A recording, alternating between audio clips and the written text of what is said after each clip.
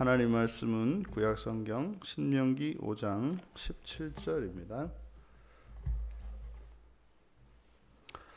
우리 같이 한 목소리로 함께 읽겠습니다. 살인하지 말지니라. 아멘.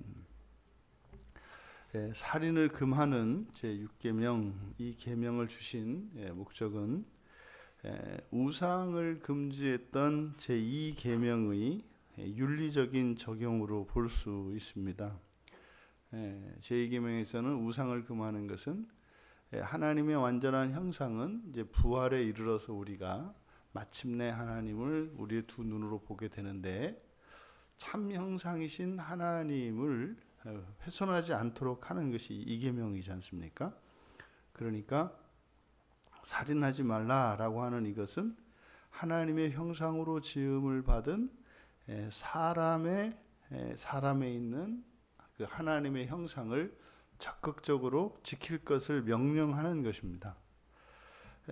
그리고 이 살인을 금함으로써 사람의 살인 행위, 그 살인 행위 자체를 금하는 것뿐만 아니라 이것은 자신의 생명을 사실은 보호하기 위한 가장 확실한 방법인 겁니다. 사람이 사람을 죽일 수 없도록 함으로써 사실은 내가 절대적인 생명의 보장을 받는 거죠. 그런데 여기서 조심할 것은 그냥 이것을 흔히 일반적으로 우리들의 생각으로 요즘 그렇게 다 생각하죠. 생명 존중 사상이다. 이렇게 생명 존중 사상이다. 그 뭐 하나도 잘못된 게 없지 않습니까? 그런데 다분히 이것은 아주 우리들의 인간 중심적인 생각입니다. 하나님의 생각이 아니라 인간의 생각입니다. 그러니까 생명 존중 사상 할 때 그때 생명 안에는 사람뿐만 아니라 모든 동물과 식물들이 포함이 됩니다. 근데 만약에 성경에서 하나님께서 그런 모든 생명을 귀하게 여겨라 라고 하셨다면 여기에 이제 분명히 그렇게 이야기합니다. 그러니까 살인하지 말라는 것은 그냥 살인하지 말라는 것이에요.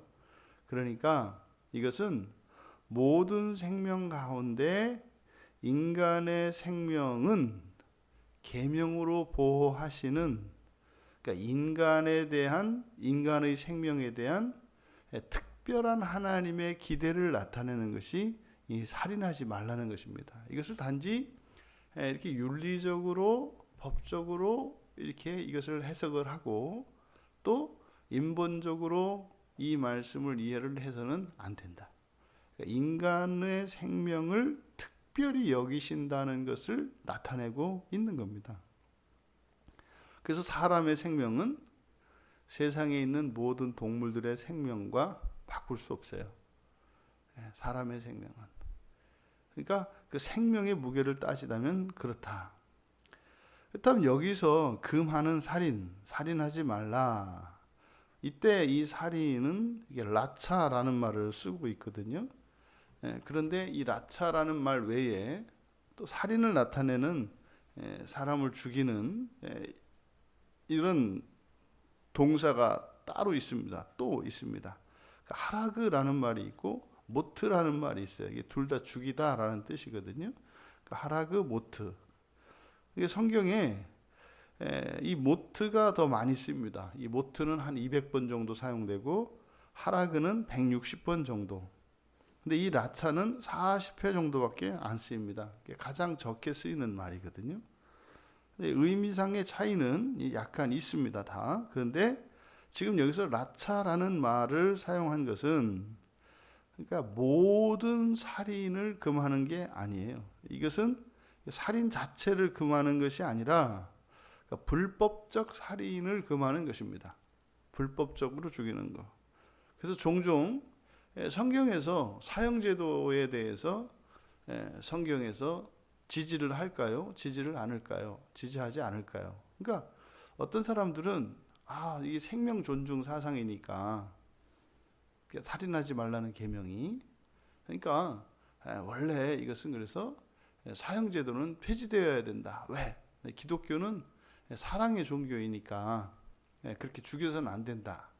그게 이제 잘못 이해하고 있는 거죠. 성경에서 말하는 이 살인 금지 명령은 바로 불법적인 살인에 한정되는 것이고, 이렇게 사형제도라든지 또 적극적으로 전쟁을 명령하잖아요. 전쟁을 하면 뭐 사람을 죽이는 일은 당연히 동반되는 일이죠. 그래서 살인 자체를 완전히 금하는 것은 아니다. 또 실제 성경에 보면은 그 민수기 35장에 그 도피성 제도에 대해서 나와 있습니다만, 또 그 안에서 35장 16절에서 21절까지 보면은 뭐 모든 그 살인자들이 도피성으로 들어가서 보호를 받는 게 아니죠.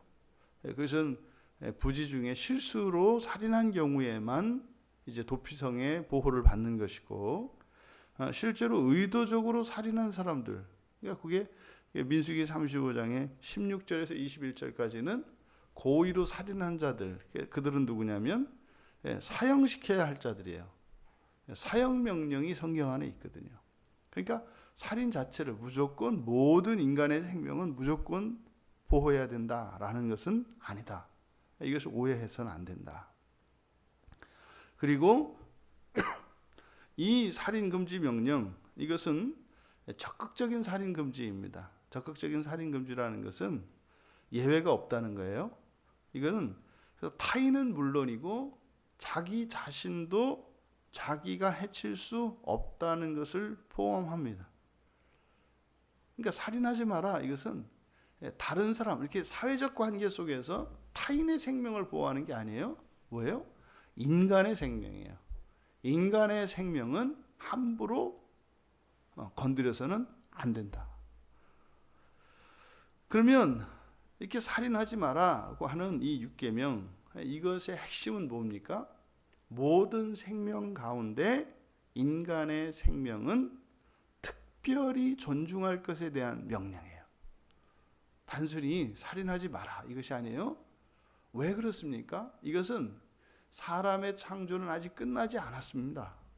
그러니까 다 미완성인 상태란 말이에요. 그러니까 부활을 향해서 치닫고 있기 때문에 실제로 인간이 가지고 있는 이런저런 결함들과 이런 것들은 부활을 통해서 모든 것이 완성이 됩니다.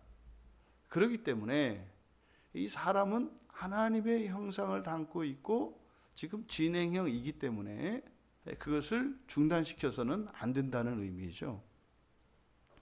그러면 이 살인 금지 명령이 신약에 들어오면 어떻게 되는가? 여기서는 직접적인 그 살인뿐만 아니라 신약에서는 간접적인 살인까지도 금합니다. 이 대표적인 것이 요한일서 3장 15절에 형제를 미워하는 것은 죽이는 것이다, 살인하는 것이다, 이렇게 얘기를 하거든요. 그러니까 미워해서도 안 됩니다. 그러니까 미워하는 것은 직접적인 살인은 아니지 않습니까? 그것은 해를 미치고 마침내는 살인에 이르기까지 하기 때문에 그 원인 자체를 제거하라는 거죠. 그러니까 직접적인 살인이 아니라 이런 간접적인 살인도 금합니다. 그러니까요, 훨씬 더 신약에서 십계명이 강화되는 것을 우리가 알 수 있어요. 그러니까 신약에 들어와서 이 십계명은 직접적인 그 살인, 또 그 결과적인 살인뿐만 아니라 동기와 과정, 그리고 간접적인 모든 살인, 간접적인 살인이라는 것은 피해를 끼치는, 해가 되게 하는 어떤 생각이나 모든 의도, 이 모든 것까지도 완전히 금하는 것입니다. 그러니까 단지 육체의 생명만을 존중하라고 하는 구약의 가르침을 넘어서 이제는 인간의 정신과 영혼의 영역까지 해를 끼치는 것을 금하고 있단 말이에요. 뭐 어디 그 정도입니까? 오히려 죽여야 되는 원수를 사랑하라고 해요. 원수를 사랑하고 박해하는 자를 위해서 기도하라. 우리가 이제 기도회 때 예수님의 기도하라는 명령 가운데 들어갔던 본문이지 않습니까? 원수는 누구예요? 가장 극단적인 원수는 나의 가족을 죽인 자입니다. 그럼 그는 내가 보복할 수 있어요. 보복할 권리가 있습니다. 죽일 수 있는 권리가 있어요. 그런데 원수까지도 사랑하라. 이것은 제6계명에 대한 확장이죠.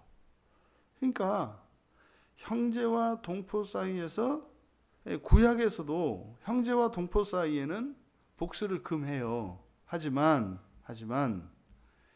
이제 성경에서는 뭐 형제 뭐 이런 걸 떠나서 원수까지도 사랑하고 오히려 존중하라고 하는, 여기에는요 두 가지 우리의 판단이 가능해요. 인간적으로 나의 판단으로는 죽여야죠. 근데 하나님의 사람으로서, 그리스도인으로서 그 사람을 또 하나님의 시선으로 보아서 지금은 천인 공로할 죄인이고 죽어 마땅한 자라 할지라도 하나님께서 그런 그를, 벌어지지도 못한 그를 하나님께서 순결하고 거룩한 자로 바꾸실 수 있기 때문에, 하나님이요 순한 양을 부활시키지 않습니다. 순한 양을 부활시키지 않습니다. 아주 똑똑한 진돗개를 부활시키지 않습니다. 바보 같고 병들어 있고 또 악한 자라 할지라도 그의 본성을 바꾸셔서 거룩한 자로 하나님이 부활시키는 것은 사람이에요. 그러니까 사람이라고 하는 이 존재가 그 어떤 지상에 뛰어난 그리고 탁월해 보이는 그 어떤 동물보다 가장 못하고 가장 악하고 가장 미련한 사람이 더 나은 이유는 현재 낫다는 게 아니라, 현재는 얼마든지 그보다 못한 사람도 있습니다. 하지만 사람이기 때문에 마침내 하나님께서 부활시키셨을 때는 이 존재의 영광은 비교할 수가 없다. 그래서 이것을 사랑의 계명으로 10계명을 확장시키면 살인행위는 뭐 당연하고, 그것을 포함하여 이렇게 상대방을 해치는 말, 또 분노, 미움, 원망, 시기, 질투, 이런 모든 악한 생각과 감정들, 그리고 심지어는 우리 자신의 건강을 해치는 모든 지나친 행동들, 뭐 과식, 과음, 뭐 과로, 뭐 이런 것들이겠죠. 이런 것들과 또 심지어 무관심과 이런 방관처럼 간접적으로 사람으로 하여금 죽음에 이르게 하는 소극적인 모든 행위까지 포함하는 것입니다. 이것이 6계명에 대한 신약적인 해석입니다. 여러분, 제6계명은 바로 이 살인 금지 명령을 통해서 가장 먼저 우리에게 주시는 바는 무엇이에요? 자신뿐만 아니라 세상의 모든 인간의 생명은 다른 생명들에 비하여 탁월하고 특별히 보호되고 존중되어야 한다는 것을 우리에게 가르쳐 주고, 또 두 번째로 이것이 단순한 직접적인 살인뿐만 아니라 간접적인 살인, 심지어는 정신적이고 인격적인 또 영적인 이 모든 살인의 간접적인 살인 행위까지도 금하고 있는 것이다. 그래서 이 제6계명은 오히려 적극적으로 우리들에게는요, 서로 생명을 도두어 주기 위하여 서로가 서로를 돕고 도움을 받으며 보호하고 보호받으며 그렇게 거룩함을 향하여, 그러니까 더 그 생명을 피워내기 위하여 완성에 이르기까지 건강과 아름다움과 거룩함들을 지켜나갈 것을 명령하는 것입니다. 살인하지 말라는 명령을 통해서 우리들이 육체의 건강과 우리의 영혼의 아름다움, 그 거룩함과 순결함을 추구해야 할 것입니다. 그것은요, 부활을 바라보게 합니다. 부활을 향하여 서로가 서로에게 덕을 끼치며 그렇게 공동체를 이루어 살아가야 할 것을 명하는 것이 신약적인 제6계명이라고 할 것입니다. 오늘 하루 또 여러분들의 삶이 더욱 건강해지고 아름다워지고 거룩해지기를 바랍니다. 또 나뿐만 아니라 내 주변에 있는 다른 이들의 동일한 그 생명이 더 아름답고 순결하고 거룩하고 건강하게 피어내기 위해 그렇게 배려하며 도우며 살아가시는 이 한날 되시기를 주님의 이름으로 축원합니다. 존귀하신 하나님, 살인을 금하신 하나님의 이 명령 속에 담겨 있는 하나님의 참 뜻을 헤아려 보았습니다. 다른 이들은 물론이요, 우리들의 육체까지도 귀하게 여기시고 하나님의 기대가 있음을 믿습니다. 이 세상의 삶이 아니라 마침내 하나님께서 부활시키셔서 완전한 하나님의 형상을 이루는 그 날로 저희들을 바라보시는 하나님, 주님의 눈으로 저희 자신을 보게 하시고 또한 이 세상의 모든 사람들을 그렇게 존중히 여기며 귀하게 여기며 살아가게 하옵소서. 감사하며 예수님의 이름으로 기도하옵나이다. 아멘.